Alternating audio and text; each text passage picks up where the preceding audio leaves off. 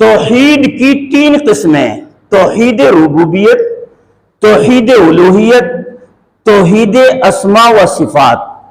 توحید ربوبیت کیا ہے؟ رب رب رب رب۔ قرآن کریم میں آپ دیکھیں گے کہ ایک دو جگہ نہیں، سینکڑوں جگہ، ہزاروں جگہ رب کا لفظ استعمال ہوا ہے۔ اور سب سے پہلے سورہ فاتحہ کے اندر اللہ نے یہ میسج دیا مسلمانوں کو کہ رب کی حقیقت کو جان لو، کہ رب ہے کون، کیا شان ہے اس کی۔ الحمدللہ رب العالمین، تمام تعریفیں اس اللہ کے لیے ہیں جو عالمین کا رب ہے۔ عالمین، عالم ایک دنیا ہے، اور عالمین جمع الجمع ہے، یعنی 18,000 مخلوقات اللہ نے اس دنیا میں بنائی ہے، اس عالم کے اندر 18,000 مخلوقات میں جتنے بھی جاندار ہیں، انسان، جنات، کیڑے مکوڑے،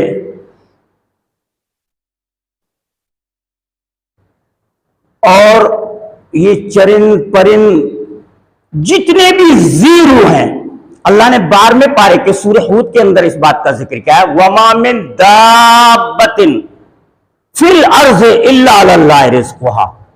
پہلی آیت ہے یہ 12ویں پارے کی، کہ کوئی بھی زیرو یعنی جاندار ایسی چیز نہیں ہے جس کی میں نے روزی کا انتظام نہیں کر دیا ہے زمین کے اندر۔ اللہ اکبر، رب وہ ہے، سمجھ لو اس بات کو۔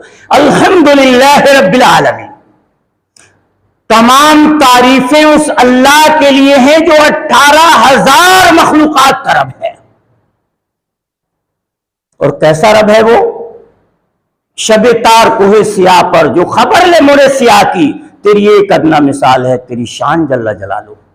اندھیری رات میں، تاریک رات میں، اندھیرے کے اندر، سیاہ پہاڑ پر، سیاہ پتھر کے اندر ایک چونٹی نکلتی ہے اپنی رزق کی تلاش میں، اللہ اس کے چلنے کی رینگ کی آواز کو بھی سنتا ہے۔ رب وہ ہے،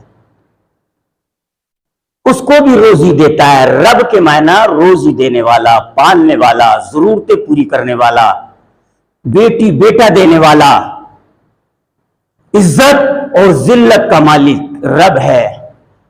وہ چاہے تو تمہیں تخت شاہی پر بٹھا دے، اور چاہے تو عزت کے امیر گار میں گرا دے۔ یہ اللہ کی شان ہے، اس کی ربوبیت یہ ہے۔ اسی لیے مر ربو کا جو سب سے پہلا سوال ہوگا قبر کے اندر، مر ربو کا، یہ نہیں کہا جائے گا کہ اللہ کون ہے تمہارا، کیا کہا جائے گا؟ مر ربو، بتاؤ کس کو رب مانا تم نے؟ حاجت روا، مشکل کشا، روزی دینے والا، پریشانیاں دور کرنے والا، کس کو مانا؟ غوث اعظم کو مانا، شیخ عبد القادر جیلانی کو مانا، صابر میاں کو مانا، کلیر والوں کو مانا، مکن پور والوں کو مانا، کہاں والوں کو مانا رب تم نے اپنا؟ مر رب، بتاؤ رب کون ہے؟ وہیں سب معاملہ ڈھیلے ہو جائیں گے۔ یہاں تو جو کچھ بھی چل رہا ہے معاملہ ٹھیک ہی ٹھیک ہے، شرک و بدعت کی دلدل میں ڈوبنے کے بعد بھی، دوسروں کو الہ اور رب ماننے کے باوجود بھی اپنے آپ کو مسلمان ہے اور مومن ہے، اور دوسرے کو کافر سمجھ رہا ہے۔ اور یہ کوئی نئی بات نہیں ہے اہل حدیثوں، نبی کو بھی جب اس طریقے کے الفاظ کہے گئے، ان کے ساتھیوں کو کہہ گئے کہ تم بد دین ہو، تم اپنے آبا کے دین سے ہٹ گئے، بد دین ہو گئے، بد مذہب ہو گئے۔ آج بھی وہی الفاظ ہمارے ساتھ میں بھی کہی جاتے ہیں، لیکن عقیدے کی درستگی بہت ضروری ہے، بہت ضروری ہے۔ اپنے عقیدے بھی درست کرو۔ الحمدللہ رب العالمین، تمام تعریفات اس اللہ کے لیے ہیں جو 18,000 مخلوقات کا رب ہے۔ اس بات کا عقیدہ صحیح ہونا چاہیے کہ بیٹی بیٹا وہی دیتا ہے، نفع نقصان کا مالک وہی ہے، عزت اور ذلت کا مالک وہی ہے، اگر یہ عقیدہ ہمارا اس طریقے کا ہو گیا تو ہم نے اپنے اللہ کو رب مان لیا، اور پھر جو رب مان لے گا اپنے حقیقی معبود کو تو پھر وہ کسی دوسرے کے در پر جائے گا؟ نہیں جائے گا بھائی، نہیں جائے گا۔ اللہ کو سب سے زیادہ جو جلال آتا ہے، جس گناہ پر جو غصہ آتا ہے اللہ کو، اور اللہ کا غصہ تو بڑی بڑی قوم عاد اور سمود جیسی قومیں نہیں، جو اتنے قداور طاقتور تھے کہ بڑے بڑے درخت اس طریقے سے پکڑ کر زمین سے اکھیڑ دیا کرتے تھے، ان کی طاقت کا آپ اندازہ کر سکتے ہیں۔ ہماری کیا اوقات ہے؟ ہم جہاں چاہتے ہیں اس پیشانی کو جھکا دیتے ہیں۔ کوئی کلیئر شریف جا رہا ہے، کوئی اجمیر شریف جا رہا ہے، کوئی کچھوچا شریف جا رہا ہے، کوئی بدایوں شریف جا رہا ہے، اور پھر سب کے ساتھ میں شریف لگ گیا۔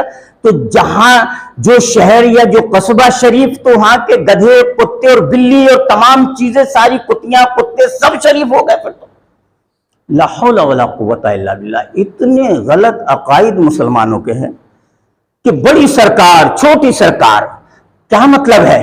تو تم نے پھر رب تو اسی کو مانا ہے نا، اسی لیے تو پوچھا جائے گا مر رب کا، آج بتاؤ تیری عرضی بدائیوں میں بڑی سرکار میں لگتی تھی، تم نے رب تو اس کو مانا تھا، وہاں لگاتا تھا عرضی کہ میری بگڑی بنا دو، بہت پریشان ہوں، معاملہ خراب ہو گیا ہے، عرضی وہاں لگائی تھی بڑی سرکار میں، چھوٹی سرکار میں، آج بتاؤ کون ہے رب تیرا؟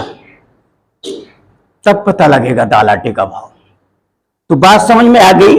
توحید ربوبیت یہ پہلی قسم ہے توحید کی، کہ نفع نقصان کا مالک، روزی روٹی کا مالک، اولاد دینے نہ دینے کا مالک، عزت اور ذلت کا مالک، یہ سب کچھ اللہ کے اختیار میں ہے جو ہمارا رب ہے۔